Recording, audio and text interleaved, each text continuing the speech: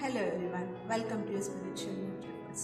ಇವತ್ತಿನ ದಿವಸದ ವಿಡಿಯೋನಲ್ಲಿ ನಾವು ವಾಟ್ ಈಸ್ ಎಂಡೋಕ್ರೈನ್ ಸಿಸ್ಟಮ್ ಹಾಗೆ ಎಂಡೋಕ್ರೈನ್ ಸಿಸ್ಟಮ್ನಲ್ಲಿ ಯಾವ್ಯಾವ ಗ್ಲ್ಯಾಂಡ್ಸ್ ಪ್ರೆಸೆಂಟ್ ಆಗಿದೆ, ಆ ಗ್ಲ್ಯಾಂಡ್ಸ್ ಏನೇನು ಕೆಲಸ ಮಾಡುತ್ತೆ ಅಂತ ತಿಳ್ಕೊಳ್ಳೋಣ.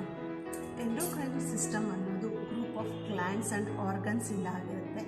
ಈ ಸಿಸ್ಟಮ್ನಲ್ಲಿ ಆ ಗ್ಲ್ಯಾಂಡ್ಸ್ ಮತ್ತು ಆರ್ಗನ್ಸ್ ಕಡೆಯಿಂದ some of the hormones release ಆಗುತ್ತೆ. ಈ ಹಾರ್ಮೋನ್ಸ್ ರಿಲೀಸ್ ಆಗೋದ್ರಿಂದ ನಮ್ಮ ಬಾಡಿ ಮೇನ್ ಫಂಕ್ಷನ್ಸ್ ಎಲ್ಲ ಅದ್ರ ಮೇಲೆ ಡಿಪೆಂಡ್ ಆಗಿರುತ್ತೆ. ಎಂಡೋಕ್ರೈನ್ ಸಿಸ್ಟಮ್ನಲ್ಲಿ ಮೇನ್ಲಿ 7 ಗ್ಲ್ಯಾಂಡ್ಸ್ ಇರುತ್ತೆ. ಅದರಲ್ಲಿ ಹೈಪೋಥಾಲಮಸ್, ಪಿಟ್ಯುಟರಿ ಗ್ಲ್ಯಾಂಡ್, ಸ್ಪೀನಲ್ ಗ್ಲ್ಯಾಂಡ್, ಈ 3 ಗ್ಲ್ಯಾಂಡ್ಸು ನಮ್ಮ ಬ್ರೈನಲ್ಲಿ ಲೊಕೇಟ್ ಆಗಿರುತ್ತೆ. ಹಾಗೆ ಥೈರಾಯ್ಡ್ ಆ್ಯಂಡ್ ಪ್ಯಾರಾಥೈರಾಯ್ಡ್ ಗ್ಲ್ಯಾಂಡ್ಸು ನಮ್ಮ ನೆಕ್ ರೀಜನಲ್ಲಿ ಇರುತ್ತೆ.